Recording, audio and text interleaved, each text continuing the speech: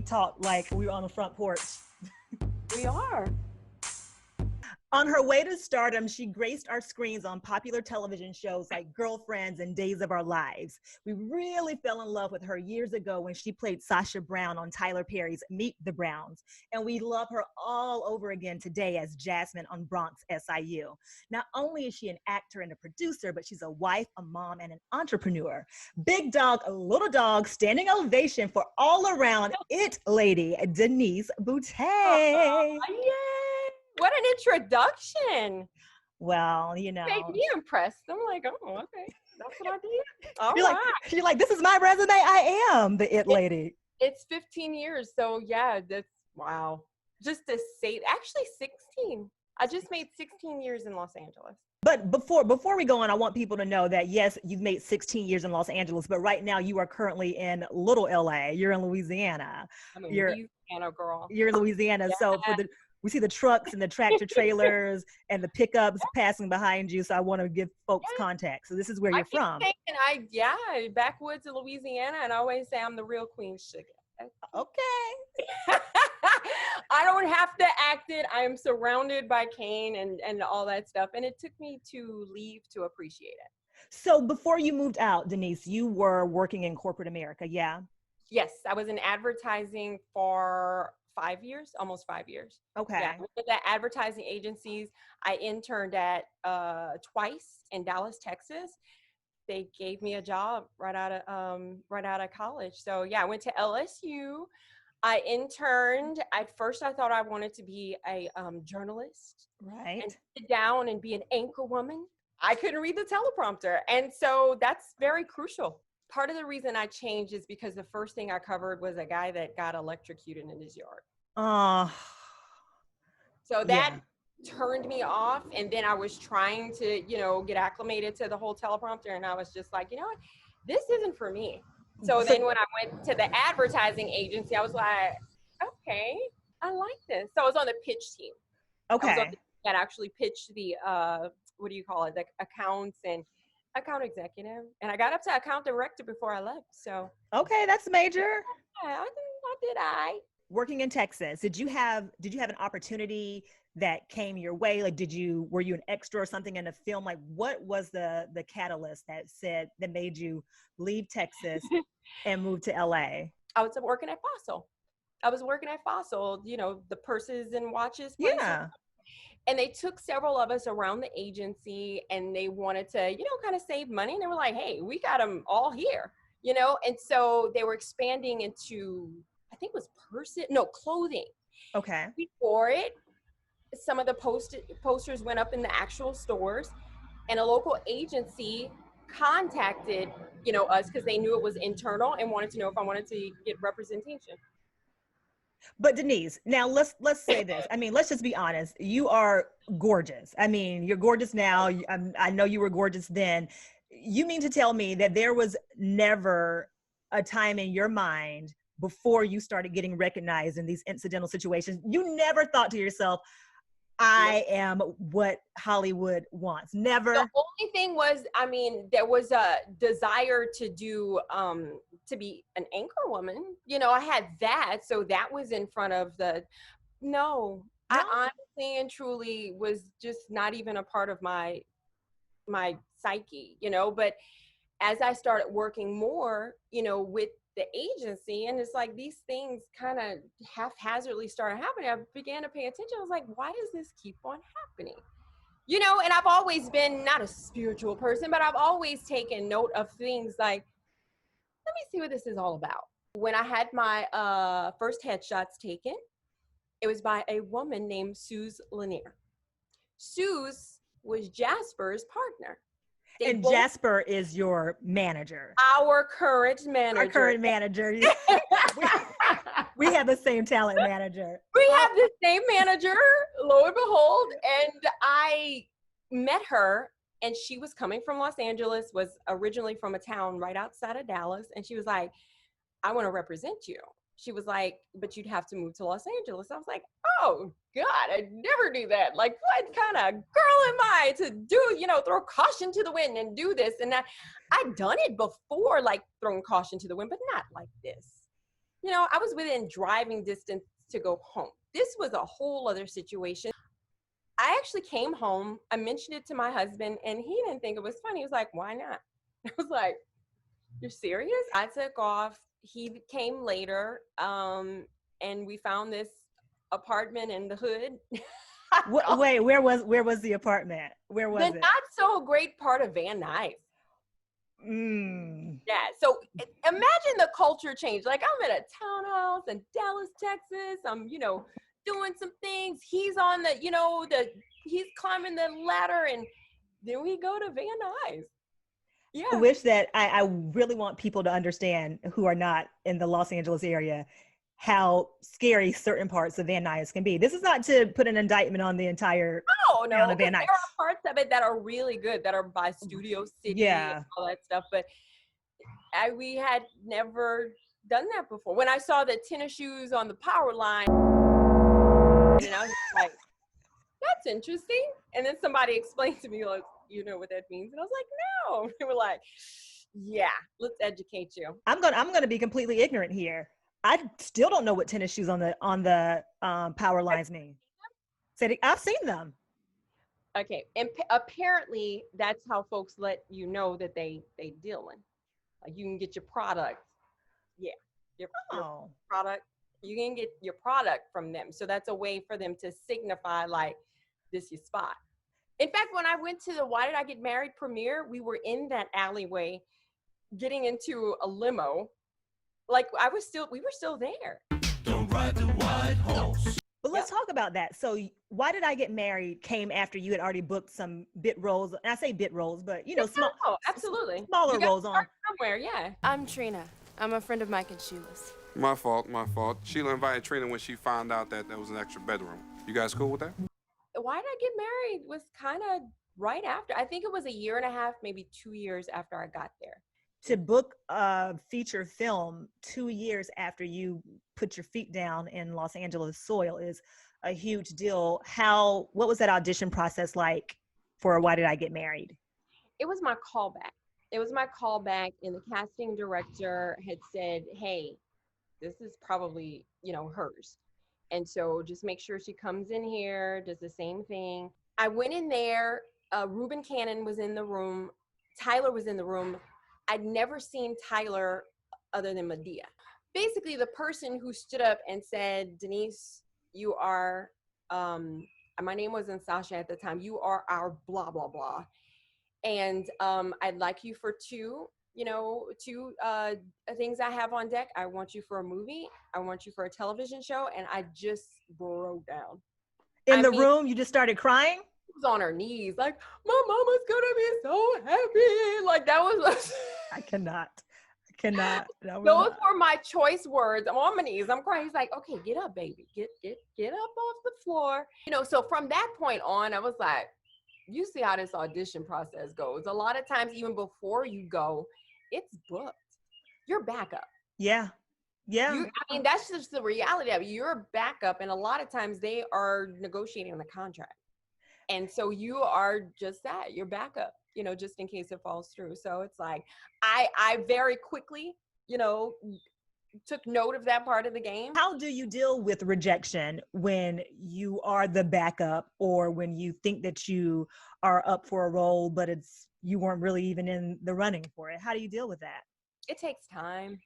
Once you realize and recognize what the game is, you really and truly have to, you got to figure it out for yourself. I don't know if you call it reckoning, with yourself, but you got to figure out how to deal with it. I mean, I'm at a point right now where I rarely audition. I grew to hate it. Some people are great auditioners, but when they get on set, they can't necessarily deliver. Right. I'll deliver on set. I have more time to spend and really process, the character. Audition is you could be going in the next day. If you're lucky, you got 2 days. I would go out for pilots left and right. I was on avail for pilots left and right. So it's not that I didn't do it impress them in the room. I would always get so close. Yep. And it would fall through. Yep. And I think that over time that definitely had an influence on me. And I just again, it didn't feel good. It didn't feel good, and that's the only part of this business that does not feel good. Yeah. I love the work, but I grew to hate auditioning. And right after I had my daughter, I just couldn't. So you'd already done Meet the Browns. You'd already done Why Did I Get Married? Mm-hmm. So was having her, did that change how you thought about the industry? Was that a part of it? It was. I mean, and that's when I poured myself into my other passion. Like I was saying, cooking is my other passion, but I had to find an outlet. And she was a pretty, I'm sorry, girl, I got some kind of bug that's happening up in here. It's probably those sand gnats. Y'all have sand gnats, obviously, right? Yeah, all kind of crap. No mosquitoes right now. I have no idea where the mosquitoes went, but yeah, we got all kind of stuff. I don't know. Raising a kid is kind of interesting, and she was a crier. The only place I could go, and I was confident about, I could get out of there in time if she went on her screaming fit, was the grocery store. Because it was close. And there were times I apologized to Rouse, but I would leave my basket there. She would go off, and I was like, oh snap. And I could leave my basket there. I could go in my safe place at home and then come back when it was, a possibility. But it was hard. I mean, I didn't have postpartum or anything, I would say, but it was just an adjustment that I personally was just like, okay, what, and again, like I said, the auditions, that's kind of where the shift happened, because I couldn't do it. Like, just mentally, I wasn't in that right headspace. That's when I started Louisiana Girl. That's when I started the spices. I love to cook. So I was like, what's my other passion? And that's where that started. Once I started getting more character roles, the first character role I got was Her Only Choice. And I had to dig deep, And Her Only Choice is a movie that's about a woman who is diagnosed with breast cancer, but she also finds out that she's pregnant. Ooh. Isn't that right? I don't want to mess this up. Oh, girl, you did the damn thing. Yeah. For me, my mom is a survivor. So it was a chance for me to really go there and know that I could, because a lot of times the roles that I had before, which I enjoyed, don't get it twisted, I thoroughly still enjoy them, but it was like I was being cute, I was the other woman, I was the schemer, which is fun. It was just still fun. Okay, I love playing bitches, but I wanted to do something to show people and show myself that I could deliver in a character role. It had nothing to do with being cute. It had nothing to do with, the hair flowing. It was all about the work. And that's when it became, I ain't got to prove nothing to nobody. Yep. That's when it really was like, you don't want me? Deuces. Like, I don't feel the need to tap dance in the room anymore. My uncomfortable feelings about this, I ain't doing it no more. I've seen so many think pieces and op-eds comparing what we are experiencing now with the civil unrest to the Me Too movement, because more than ever, Black women, Black men, Black people in professional spaces are speaking up and speaking out about things that we have experienced in the workplace. Do you liken what we are experiencing? My hair is bothering me, so don't let me bother you. So yeah, so equating it with the Me Too movement, and you're saying what bothers me. So do you think that this is similar to the Me Too movement, and do you now feel more emboldened to be more vocal about experiences that you've had in the workplace where you know that you were discriminated against because you are a Black woman? Systemic racism is all up in Hollywood. Oh, right. And I mean, we can talk about it in different forms. It comes in so many different forms that it's like, where do you start? It's in casting. And when I say casting, obviously, well, not obviously, but when I say casting, I mean, it's who they cast for leads. It's who is pigeonholed as who can be sexy, who can be sassy, who can be educated, or who can be the sidekick, who, it's like, and Hollywood definitely sets the tone of how everyone else in Middle America sees not only people who look like us, but how they see everybody. So how we operate, how we operate. And unless you get one of the, I mean, put it on one hand, those executive producers who are at the top, who can actually work directly with the studio and get major, shows, major movies done. Okay, I don't even need all fingers. Okay, they don't necessarily get it. It's not because they don't want to, but whatever works in Hollywood, they want a carbon copy. Oh my God. And not because Girls Trip was bad, but oh my God, let's find another girlfriend. Let me try another Girls Trip. Because it feels good. It generated funds. It fits into the mold of what they think works or whatever and who we are. So they just keep green lighting the same thing. Well, that's one thing I can say I like about Tyler, is that he owns his own studio. He controls everything. But with that being said, he gets a lot of backlash from people who say that he controls too much. What is your take on, right? What is your take on the criticisms that Tyler gets for controlling everything? And then also, what is how do you celebrate what he has done? What do you like about what he has done and what he continues to do? That burns me up. When one of us goes and succeeds and breaks those boundaries, you either get, this, that, and the other, whatever. You get like, oh my God, they broke the barriers, they're representing us. Oh my goodness, more of us can do that. But a lot of times, and you go on Instagram and that's the people who's dissing. Those are the negative people, the ones who don't have no profile. Check. Most of the people that are saying the most slanderous, negative things, they don't have a profile. Sometimes that makes me wonder whether or not these are real people or if they put up a really fake picture. And it's like, if we would unite and honestly support one another, okay, we Black Lives Matter, and, with everyone, let's Black Lives Matter with ourselves. I've seen, a lot of people who will give the Wills, the Tylers a round of applause, but also say, but they could do this better. So do you think that we should just withhold criticism altogether or just celebrate it? Withhold it, but I sometimes think if you ain't got nothing to say, don't say shit. I mean, I'm country, that's how we say it. If you ain't got nothing nice to say, or just don't tear them down. Have constructive criticism. And that's all I'm saying, with regards to, the stuff that's being revealed now. Have constructive criticism. We got so much like, Meet the Browns is this, it's shuck and jive, and it's this, that, and the other.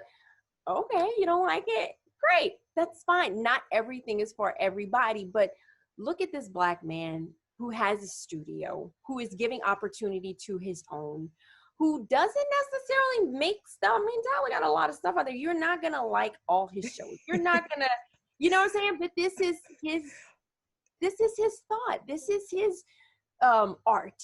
You know what I'm saying? And he liked it. And obviously there's a lot of people who like it too. You went to the Tyler Perry studio opening in Atlanta, or the studio south of Atlanta. The invitations were absolutely gorgeous. Do you still have your invitation? This dude sent us a video. Like, you opened the box. And I mean, I thought the invitations before were elaborate, but girl, I was like, what in the world? Then you open it up, right? And look at what happened. That's a video. It's a video. Oh, come on.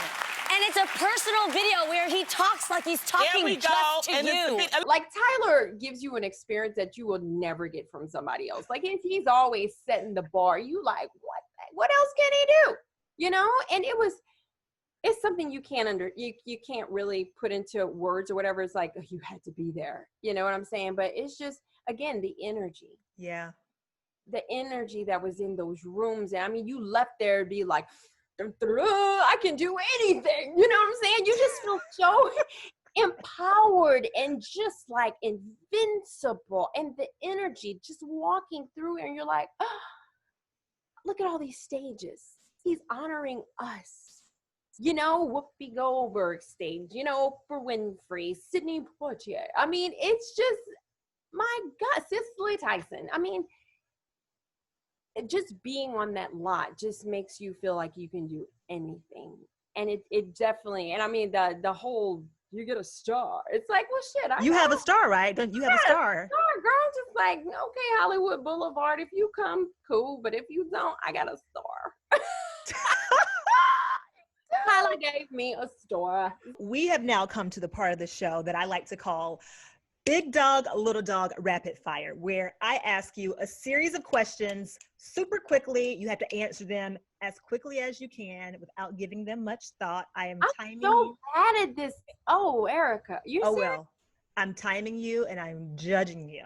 My brain doesn't work that fast. And I'm in the country. I'm slow, girl. Like, it's slow. I can, Okay. know. Oh, well, here we go. I even had to, I told you, I fixed my hair for you. I'm not in that mode, Erica. You can do I it. have shoes on. I got pants on, but I don't have shoes. I believe you. Okay, here we go. What do you do to calm your nerves before you film?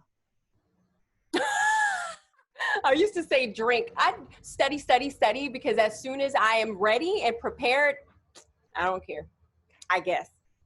Android or iPhone? iPhone. What is the hardest life lesson you've ever learned? To be who I am and not fake the funk. What is your go-to celebration when you land a new project? Food.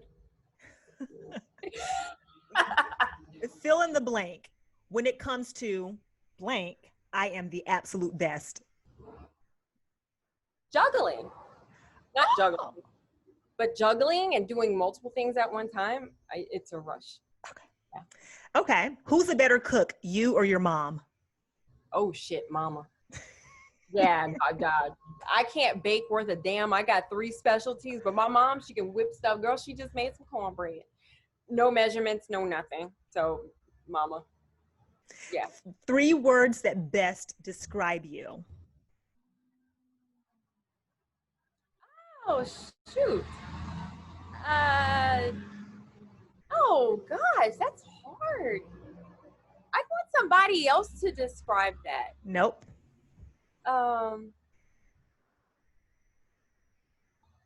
Ambitious.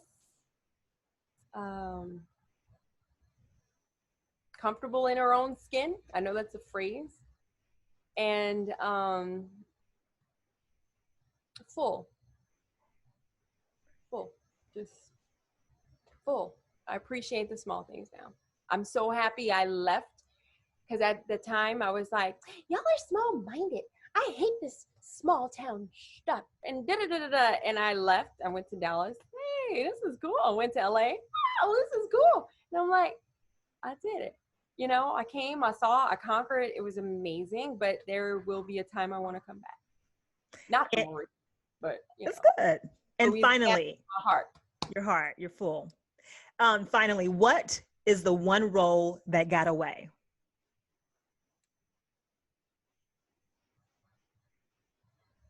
I know it. I'm trying to figure it out.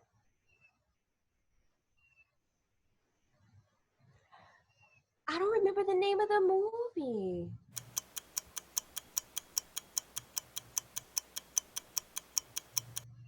Well, then maybe that wasn't the one if you don't know what it is. Yeah, maybe it's not. Yeah. It was a Malcolm Lee movie, but I have no idea because I'm horrible with names. Okay. But that would be the one I was just like, I flew to Atlanta for it too. Yeah, I went in twice, and the third time I had to go to Atlanta to, quote, test for it, and that was that. So. Okay. You have passed Big Dog, Little Dog Rapid Fire. I give you my brain don't work that fast, girl. an A. Did I?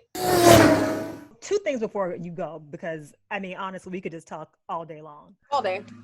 Oh, right. Girl, here comes the tractor. Hold on. Oh, look at that. Is that your parent? Is that your land? Yeah.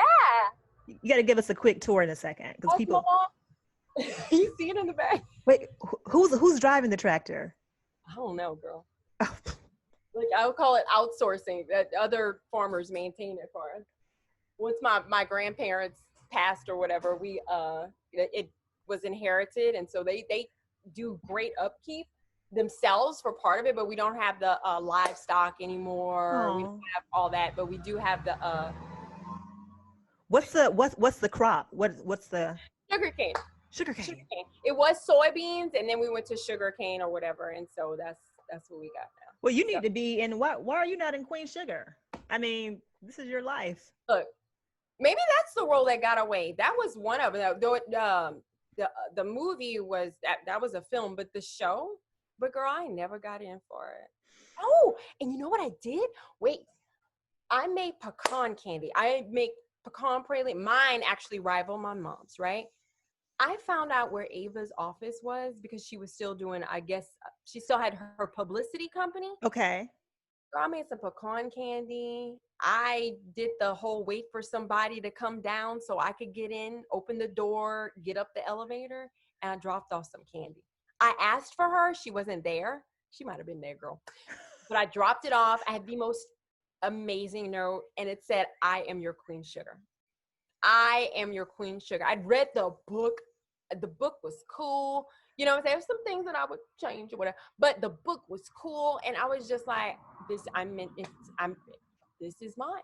And my auntie Peggy actually called me because she knew her mom, the one that wrote it, and she said, they're turning into a show. They're turning into a show, niece, and you got to get in. I was just like, okay. But yeah, I don't know if she ever got a pecan candy, you know, but I brought Ava pecan candy and had the most amazing, and I never even got in for an audition. Well, listen, I'm going to tag her. I'm going to tag her in this. So now she's going to know. Ava, you're getting tagged. Talk about Bronx SIU, because that's one project that's currently on air in which you star and you are a producer. Yeah. And then talk about the other projects that you have coming down the pipe as much as you can talk, because I know some of it is a little bit classified.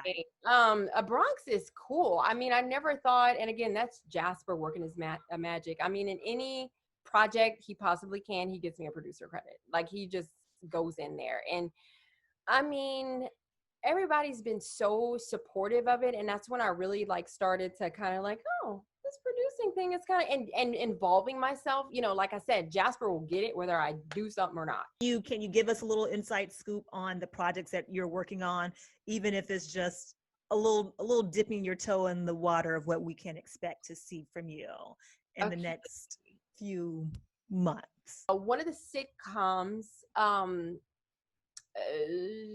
we're reuniting someone who the audience fell in love with. Okay. That's a sitcom. That's a tidbit on that.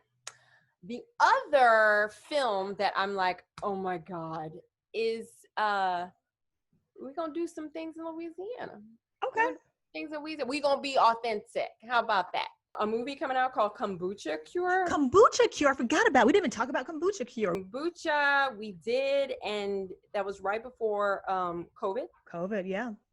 And we shut down, I want to say a week or two right before the shit hit the fan. Yeah, so that was my last project, and I'm playing a bitch. I like playing bitches, yeah. And then before that, oh God, now I gotta figure out what's that. The one I did with Jackie, Never and Again. Never and Again. Never and Again is going to BET, and it's coming out in January. So It literally just got sold. Where can people find you? Plug your social media so that we can all keep up with your journey and your next moves. Yay. So it's just Denise Boutte. I'm so original. Denise Boutte is, I think it has an underscore or a space on Instagram. Same thing on Facebook. Same thing on, I don't really tweet, but same thing on Twitter. And Louisiana Girl. We didn't get into the spice situation, but louisianagirl.com. And I'll spell it because it's so weird. Louisiana is, of course, a play on Louisiana. People would ask me, where are you from? I say, Louisiana. So that's where that came from. So WEEZIANA girl.com. So we're gonna have to do a different episode to just talk about Louisiana Girl, because we could go forever. But I just have to say that you are always a big dog in my book. Someone I've always thought was just fabulous in every single way. And then I guess it helps that, I mean, we are sorority sisters. You know. We are, and that's what I refer to, you know, because we don't talk ever enough, but my little sissy, you know what I'm saying? So little sissy in lots of ways, and I'm very beyond proud of you. Thank you. You're beyond proactive. You got that whole, you know, interview thing down. I mean, I admire you too, you know, and you've got your own projects. you know what I'm saying, on deck that you're working on. And I mean, it's just, I'm very proud of you too. Yeah. Thank you. Well, until next time, thank you for watching a Big Dog, Little Dog.